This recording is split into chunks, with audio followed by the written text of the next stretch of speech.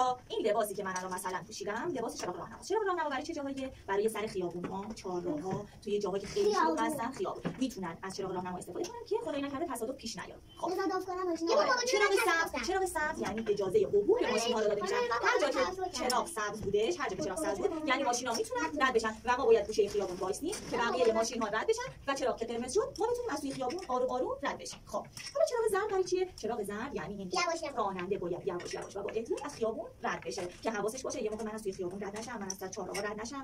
حالا چراغ قرمز برای چیه؟ چراغ قرمز یعنی علامت خطره، یعنی اینکه باید ماشین‌ها صبر کنن، وایسن که ماها بتونیم از سر خیابون‌ها رد بشیم که بعد ماشین‌ها بتونن برن. چراغ قرمز از شد یعنی خطر، چراغ زرد شد با احتیاط، چراغ سبز